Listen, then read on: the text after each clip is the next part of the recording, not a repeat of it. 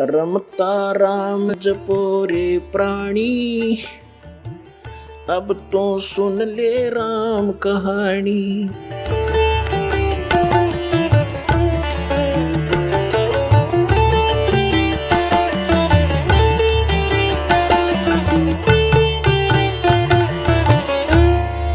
तो पुण्यात्मा,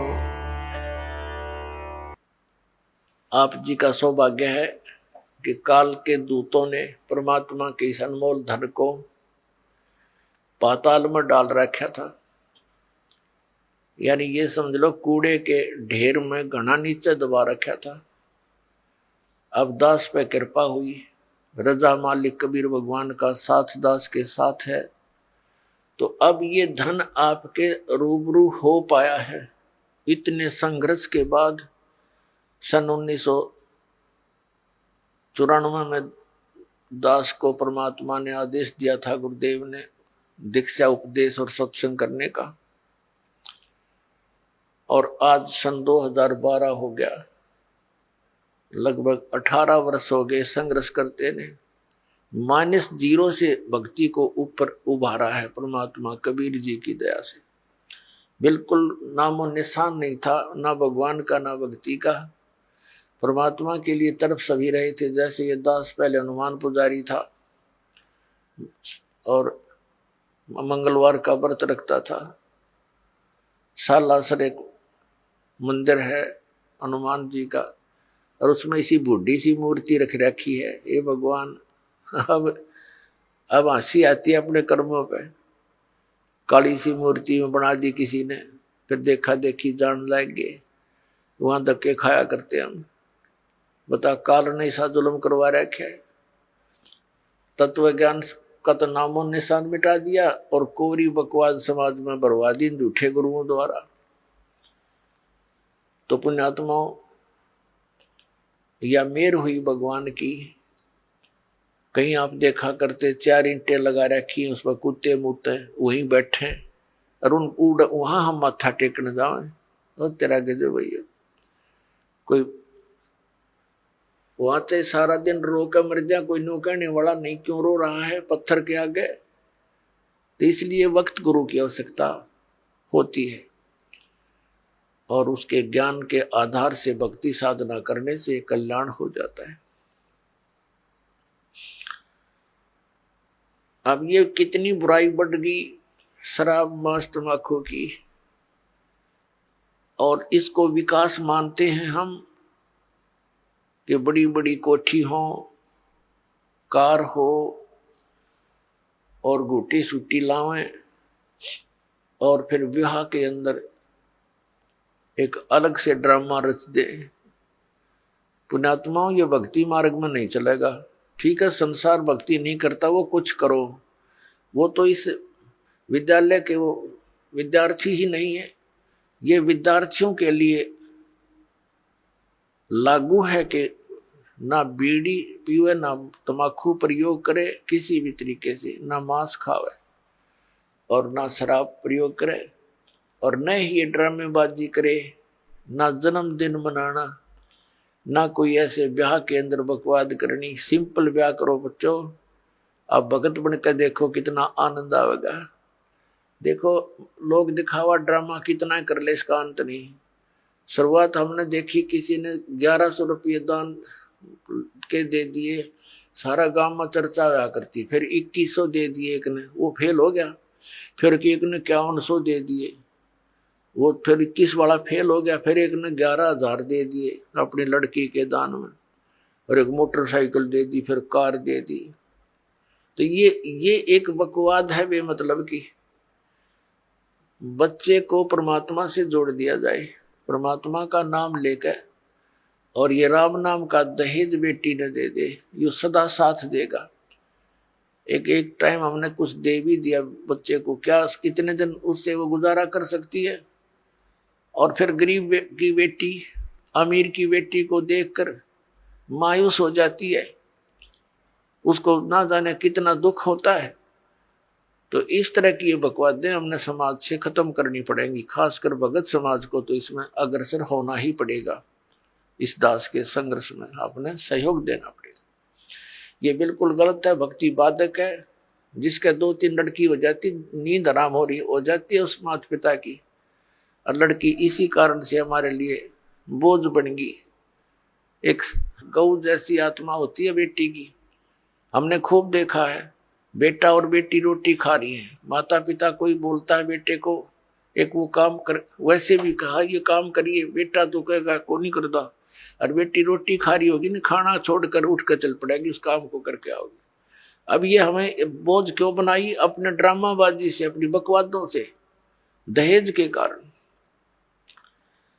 तो इस प्रकार हमने इस हर तरह की जो बुराई हमारे समाज में घर कर गई, इसको भी आपने बहुत गहराई से सोच कर, एक मर्यादा मार के उद्देश्य से नहीं कि मैंने कह दिया आपने शुरू कर दिया, नहीं। ये नियम ना समझना, ये आवश्यकता समझना, इस भक्ति मार्ग में बाधक समझना, इन नियमों को तोड़ देना। तो इस प्रकार से हम भक्ति हमारी अधिक होएगी। फिर पुण्यात्मा, हमने परमात्मा पाने के लिए जो भी कुछ आदेश होता है गुरु जी का, वो करना ही चाहिए, क्योंकि गुरुदेव को मालूम होता है, वो मास्टर होता है इस मार्ग का। और विद्यार्थी, और जैसे डॉक्टर के पास जाता है मरीज,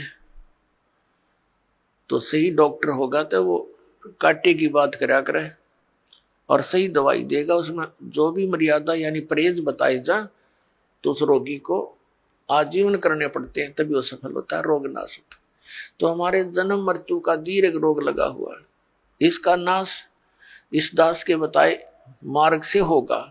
दास वही मार्ग बता रहा है जो परमात्मा ने स्वयं आकर के बताया था।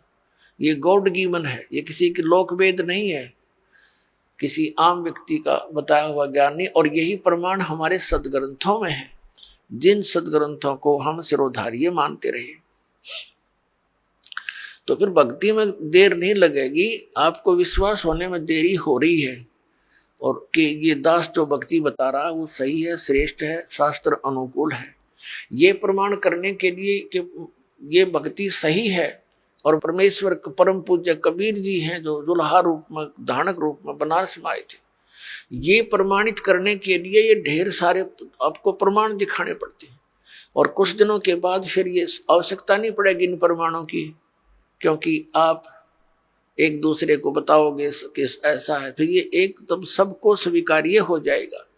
अभी तक तो किसी ने देखे नहीं, खोल के वेद देखी ना, गीता पढ़ी थी, समझी नहीं गीता जी में क्या लिखा है, पुराणों में क्या लिखा है, हम पढ़ते थे लेकिन समझ नहीं सके। अब हम समझन जोगे हो गए, अरीब खूब देखेंगे, कति दृढ़ होकर कहेंगे कि सचमुच कबीर इज गॉड, कबीर परमात्मा है, और यही भक्ति सही है, यही मंत्र श्रेष्ठ है, और सब बकवाद है। तो फिर आपसे सुनकर अन्य व्यक्ति भी इस बात पर विचार करेंगे, और कोई प्रमाणित कराना चाहेगा तो सदग्रंथ हमारे पास है, आप खुद भी उनका विश्वास दृढ़ करोगे। तो इस प्रकार ये पूरे विश्व में मालिक आदेश है, उनका निर्धारित समय है कि अब ये पूरे समय में, पूरे विश्व में एक ही भगवान रहेगा, एक ही ज्ञान रहेगा, और भक्ति विधि उस भगवान की एक है ही, वो अलग हो ही नहीं सकती। जैसे आम के पेड़ को, पौधे को बीजने के लिए आम का ही बीज प्रयोग करना पड़ेगा, दूसरा बीज आम का हो ही नहीं सकता। तो परमात्मा पाने के लिए जो मंत्र है, इनके अतिरिक्त कोई साधना है ही नहीं। बाकी तो बबूल के बीज अलग है, अन्य साधनाएं जो सिद्धियां प्राप्त करने की है वो अलग वस्तु है, उसकी हमें जरूरत नहीं। तो पुण्यात्मा, सबसे पहले हमने गुरु की आवश्यकता होती है। गुरु बिन माला फेरते, गुरु बिन देते दान, गुरु बिन दोनों निष्फल हैं, चाहे पूछो वेद पुराण। गुरु बड़े गोविंद से मन में देख विचार, हरि सुमरे वो रह गए, गुरु सुमरे होए पार। गुरु बड़े गोविंद से मन में देख विचार। अब परमात्मा कहते हैं गुरु गोविंद दोनों खड़े, काके लागू पाए, बलिहारी गुरु अपना, जिन गोविंद दियो मिलोय। 7 द्वीप 9 खंड में गुरु से बड़ा ना कोई, करता करे न कर सके, गुरु करे सो होवे। सतगुरु के उपदेश का लाया एक विचार, जय सतगुरु मिलते नहीं, जाते नरक द्वार। नरक द्वार में दूत सब करते खेचा तान, उनसे कभू ना छूटते, फिर फिरते चारों खानी। 4 खानी में भरमते, कबहू ना लगते पार, सो फेरा सब मिट गया, मेरे सतगुरु के उपकार। 7 समुद्र की मसी करूं, लेखनी करूं बन राय, धरती का कागज करूं, गुरु गुण लिखो न जाए।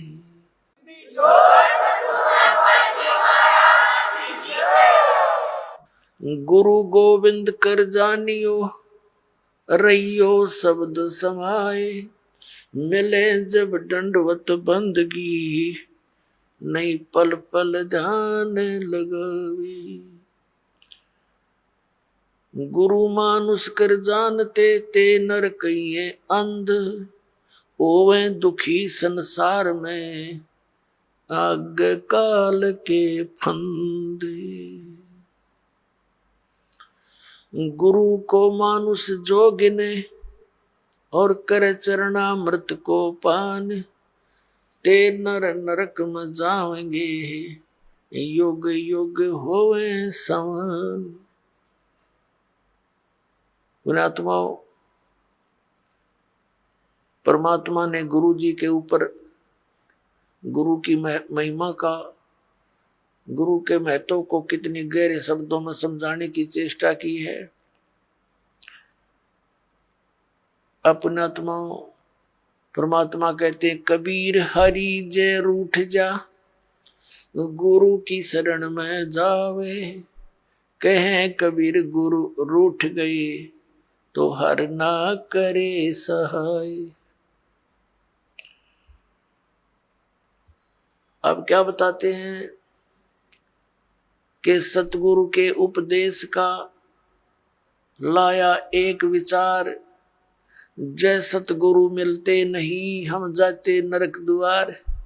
आप सुन रहे थे जगत गुरु तत्वदर्शी संत रामपाल जी महाराज जी के मंगल प्रवचन। अधिक जानकारी के लिए विजिट कीजिए हमारी वेबसाइट www.jagatgururampalji.org। संत रामपाल जी महाराज जी के शुभ आशीर्वाद से पूरे विश्व भर में 500 से भी ज्यादा नाम दीक्षा केंद्र हैं, जिन पर संत रामपाल जी महाराज जी द्वारा ऑनलाइन निशुल्क नाम दीक्षा दी जा रही है। अपने नजदीकी नाम दीक्षा केंद्र का पता करने के लिए संपर्क करें 8222880541।